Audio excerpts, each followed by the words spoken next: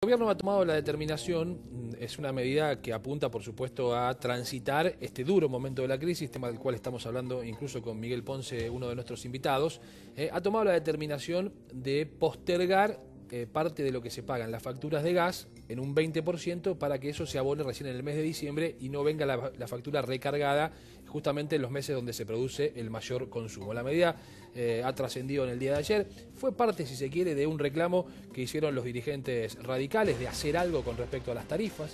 Sabemos todos que es una dificultad que atraviesan la gran mayoría de los argentinos, tarifas que en muchos casos ni siquiera se pueden seguir pagando, y este es uno de los puntos, si se quiere, para tratar de entender lo que planteamos en el comienzo del programa, es decir, buscar claves, buscar hechos que atemperen este momento de la crisis. ¿Es una buena noticia esta que acaba de dar el gobierno, que da el gobierno de postergar o aplazar en el 20% de la factura de gas, Miguel? Sí, es una buena noticia, yo diría es una aspirina. Nosotros, el radicalismo, ya desde el que empezó en tiempos de Aranguren en esta política de precios tarifarios, dijimos que tenía que ser tratada de otra manera. Expusimos a través de posiblemente el think tank energético más respetado en la Argentina, que es el Instituto de Energía General Mosconi, le ofrecimos al gobierno no solo un diagnóstico, sino además una hoja de ruta de cómo manejar la situación de todas las tarifas energéticas. Y bueno, no ha habido suerte. Ese ha sido uno de los temas que nos ha ido separando de manera creciente, ¿no es cierto?, del gobierno del PRO. Entonces, ahora, todas las veces que salimos a hablar del tema tarifa, nos dicen no, nada, ni nos contestan Lopetegui ni Polilla. Y después tienen que tomar las decisiones porque obviamente, mucho más en un año político, esto adquiere sensibilidad. Claro. Yo creo que lo han hecho por eso, no por convencimiento, pero de todos modos nos ayuda a seguir avanzando en el debate de cómo tienen que tratarse el tema tarifario. Ahora digo, si esto se hace en este momento, ¿no?, teniendo en cuenta que obviamente estamos cerca de afrontar el invierno, que seguramente será crudo como el de los últimos tiempos donde hizo mucho frío, ¿por qué no se pudo haber hecho antes esto con las tarifas de gas? ¿Se pudo haber evitado llegar hasta este punto y frenarlo ahora? Pero por supuesto que sí. Todo es un tema de decisión política y de haber consensuado la manera de hacerlo. Nadie está defendiendo el retraso tarifario que existió en el periodo anterior, de ninguna manera. El tema es cómo lo haces, claro. Y el tema es cómo repartís las cargas de manera tal de que una pyme no tenga que cerrar porque sus tarifas de servicios les resultan hoy más elevadas que el alquiler. Es la primera vez en la historia que cualquier comercio con el que hables te dice la suma de mis servicios hoy es más alto que el alquiler. Esto nunca se había dado. Pero además en algunas pymes que necesitan utilizar intensivamente gas o electricidad, tendría que haber habido una cosa diferenciada. Y también tendría que haber habido tarifas diferenciadas en función del nivel de ingreso de los sectores. Se podría haber adecuado la actualización tarifaria a un par y paso con los ingresos de los sectores populares. Aclaremos que esta decisión que toma el gobierno es un descuento del 20% sobre la factura del gas entre mayo y septiembre. Claro. Pero ese 20% se va a cobrar. No quiere decir que se reduce la tarifa. No. Se cobra de otra forma. Buena se va a cobrar en diciembre. No, es importante decirlo. Es una buena medida ahora. ¿Por qué? Porque es el momento donde viene la factura más abultada. Correcto. Mayo, septiembre. Ahora, ese 20% que se descuenta en ese periodo se va a pagar en diciembre. De todas formas, a ver, vuelvo sobre lo mismo. Más allá del contexto en el que se toma la determinación, es correcto. Algo hay que hacer. Sin duda. Sin duda. Y puede ser un ejemplo de algunas otras cosas que se puedan hacer. ¿Cómo cuáles? ¿Cómo cuáles, por ejemplo? Bueno, yo creo que bajar la tasa es fundamental. O sea, a ver, en estos momentos, la carrera que está habiendo entre tasa y dólar genera una situación tal en que los mesadineristas que están dirigiendo esta operación solamente privilegian esto por sacrificar lo que es la economía real. No puede haber actividad productiva que resista tasas del 60% o del 50% que cuando vas a descontar un cheque se transforman en el 90 o el 100. Claro. Así la economía real no puede funcionar. Las pymes muchísimo menos pueden funcionar. Se está resintiendo la cadena de pagos. Si el mercado interno deja de traccionar y no reacciona como todos pensamos que debe reaccionar, yo creo que se va a pasar un año muy duro. Aquí hay vamos a suponer que las tres, diríamos, perlitas que el gobierno exhibe, estos números que le ha llevado Duhovne al presidente en las últimas horas, vaca muerta, el turismo receptivo y la cosecha, funcionaran 100%. No alcanzan. ¿Por qué? Porque el 80% del PBI lo explica el mercado interno. Entonces, si el mercado interno, al que estas mejoras le llegan muy poquito, no tiene en cambio algún otro tipo de situaciones que implica mejorar el poder adquisitivo, hay una confianza de que a partir de la actualización de las paritarias comience a moverse un poco el mercado interno. Yo creo que de manera insuficiente, creo que no alcanza, creo que es importante las paritarias desde ya, por supuesto, recuperar, ¿no es cierto?, lo perdido y actualizar con el tema inflacionario, pero debieran tomarse algún otro tipo de medidas, particularmente el tema de la tasa que atenta contra la producción. Ahora, volviendo un poco al tema del gas, porque hace un ratito lo planteábamos acá con Seba, de que queríamos darle algunas pautas a la persona en su casa como para empezar a poder sobrevivir, si se quiere, a esta crisis, ¿no?, que se viene un año complicado y que todos lo sabemos. Pero yo decía, haciendo hincapié un poco al tema del gas, ¿fueron excesivos o ya abusivos los aumentos por los que estuvimos transitando a lo largo de este tiempo? Yo creo que la política de manejo de tarifas desde el primer momento fue, francamente, casi rayana con la mala praxis. Esta es mi mirada.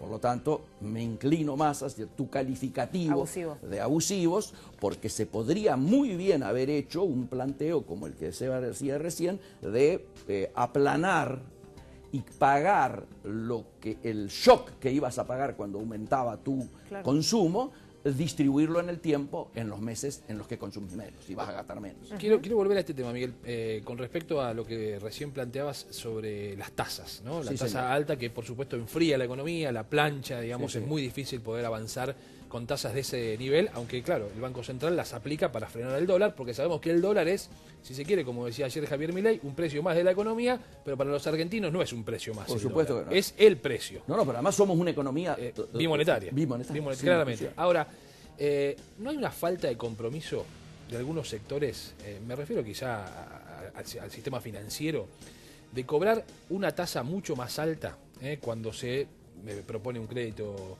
al consumo, un crédito hipotecario y demás? Porque quiero marcar esto, cuando las tasas bajaron, los bancos en líneas generales no bajaron la tasa al mismo nivel que la tasa bajó. Ahora, cuando la tasa subió, fueron rápidamente corriendo a los niveles de la tasa que había dado de referencia el Banco Central. ¿No es ese un ejemplo de falta de compromiso? ¿Ahí no puede el Estado regular de alguna forma? Totalmente de acuerdo. Totalmente. Cuando se escriba la historia de este tiempo y miremos los números, vamos a ver que el único sector realmente beneficiado ha sido el sector financiero. Cada vez que aparecen los balances anuales de los bancos, uno se asombra de los niveles de rentabilidad. Ninguna otra actividad está rindiendo como ha rendido la especulación financiera por un lado y la actividad financiera genuina por el otro. Es decir, claramente el ambiente, el mundo económico de la toma de decisiones se ha visto cooptado por mesadineristas con mucha experiencia. De hecho, han estado a cargo del Banco Central, han estado a cargo de las áreas de economía, de Hacienda. Yo planteo lo siguiente, Miguel, a ver si usted, digamos, nos puede ayudar en el diagnóstico. Si el horizonte que nos trazan, y es un horizonte difícil, sabemos que tenemos un camino largo por recorrer, que va a haber dificultades. Ahora, tenemos que hacer un esfuerzo compartido los argentinos en la medida de las posibilidades de cada uno de nosotros. Entonces me dice, mira, por un tiempo vos sabés que no vas a poder gastar en salir a comer todos los fines de semana a un restaurante. Bueno, acepto, digamos, si veo que el horizonte es creíble y tomo en cuenta eso.